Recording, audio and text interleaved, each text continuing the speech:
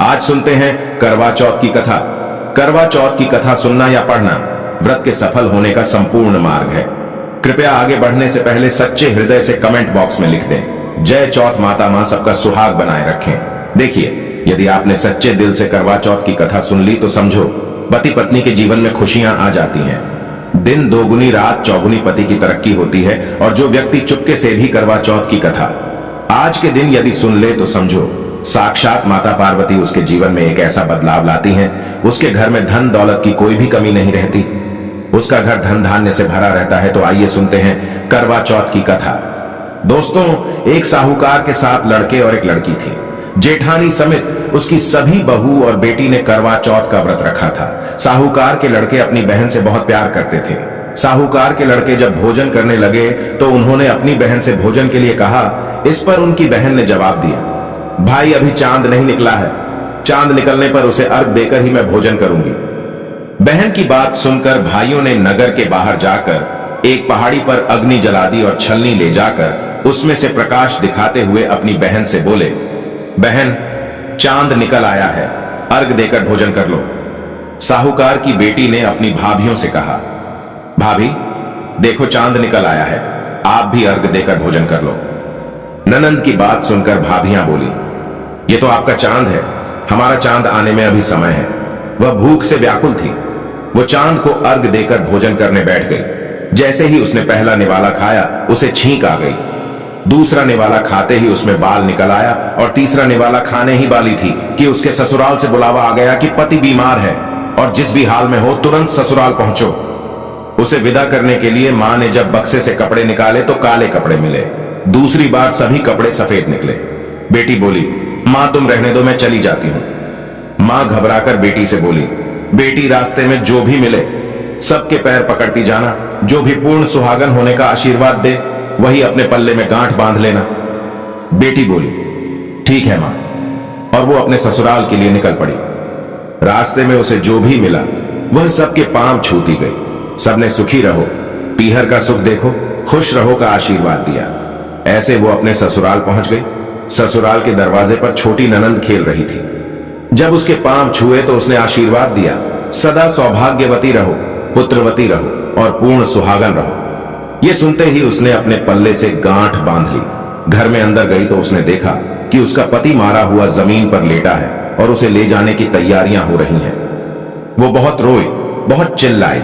जैसे ही उसे ले जाने लगे वो रोती चिल्लाती बोली, मैं इन्हें ले जाने नहीं दूंगी।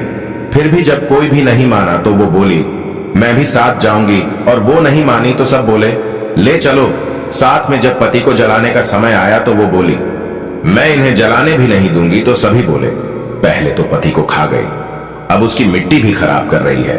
लेकिन वो नहीं मानी। गांव के और परिवार के सभी बड़े लोगों ने यह निर्णय किया कि इसे यही रहने दो, इसके लिए एक झोपड़ी बनवा दो। वो वहां अपने पति को लेकर रहने लगी। वो पति की साफ सफाई करती और उसके पास बैठी रहती। उसकी छोटी ननंद दिन में 2 बार आकर उसे खाना दे जाया करती। हर चौथ का व्रत करती, चांद को अर्घ देती और जोत देखती। और चौथ माता आती तो चौथ माता कहती कर बोले, भाइयों की प्यारी बहन कर बोले, घड़ी बुखारी कर बोले। तो वो चौथ माता से अपने पति के प्राण मांगती। पर चौथ माता उससे कहती, जब हमसे बड़ी चौथ आएगी तो उससे अपने पति के प्राण मांगना। ऐसा करते करते सभी चौथ आई और सभी यही कहकर चली गई। आश्विन की चौथ बोली, तुझसे कार्तिक की करवा चौथ माता नाराज है, वहीं तेरा सुहाग लौटाएंगी। जब वो आएंगी तो उनके पर मत छुड़ाना। दोस्तों, जब करवा चौथ आने वाली हुई तो उसने अपनी छोटी ननंद से पूरे श्रृंगार और सुहाग का सारा सामान मंगवाया और करवे भी मंगवाए। सास ने सोचा, पागल हो गई है जो मांगती है, दे आओ। साहूकार की बेटी ने करवा चौथ का व्रत रखा। चांद निकलने पर अर्घ दिया, चौथ माता की जोत करी। जब चौथ माता प्रकट हुई तो चौथ माता बोली, कर बोले, 7 भाइयों की प्यारी बहन कर बोले, दिन में चांद उगाने वाली कर बोले, घड़ी बुखारी कर बोले। तब उसने उनके पैर पकड़ लिए और बोली, माता मेरा सुहाग वापस करो। चौथ माता बोली, तू तो बड़ी भूखी है, 7 भाइयों की प्यारी बहन, भला तुझे सुहाग से क्या काम। तब वो बोली, नहीं माता, नहीं, मैं आपके पैर तब तक नहीं छोड़ूंगी जब तक आप मेरा सुहाग वापस नहीं कर देती। चौथ माता ने सुहाग का सारा सामान मांगा तो उसने एक एक करके 16 श्रृंगार का पूरा सामान माता को दे दिया। चौथ माता ने अपनी आंखों से काजल निकाला, नाखूनों से मेहंदी निकाली और मांग से सिंदूर निकाला और छुटकी उंगली का छींटा दिया और उसका पति जीवित हो गया। चौथ माता जाते जाते उसकी झोपड़ी पर लात मार गई, जिससे उसकी झोपड़ी महल बन गई।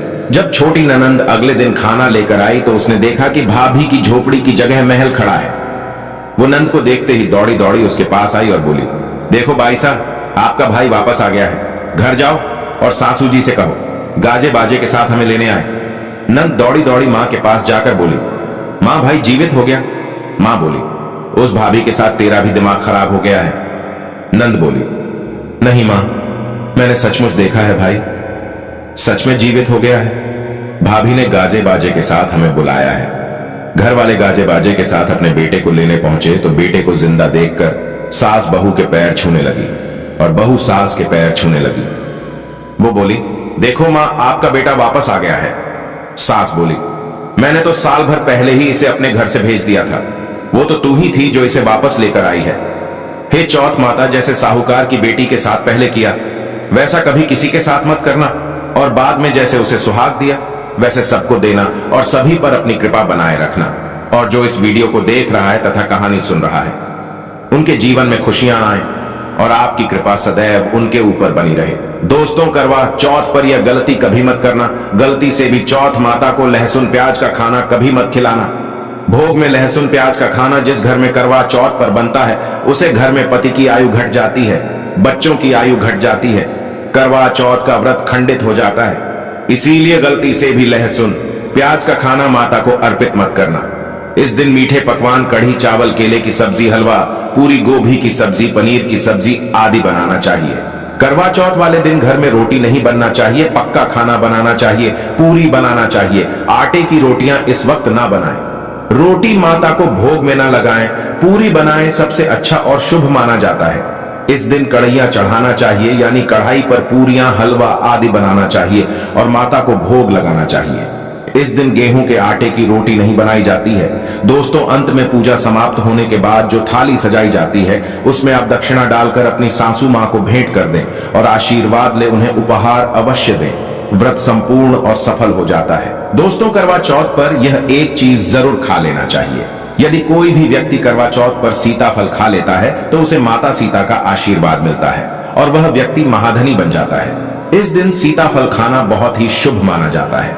माना जाता है इस दिन यदि केले की सब्जी घर में बनाई जाए तो बहुत ही शुभ माना जाता है, और इस दिन कड़ी खाना तो बहुत ही शुभ और अत्यंत दुर्लभ और मंगलकारी माना जाता है। कड़ी पीली होने के कारण गुरु ग्रह हमारा इससे मजबूत होता है और साक्षात धन की देवी माता लक्ष्मी का आशीर्वाद मिलता है। विष्णु भगवान भी प्रसन्न होते हैं।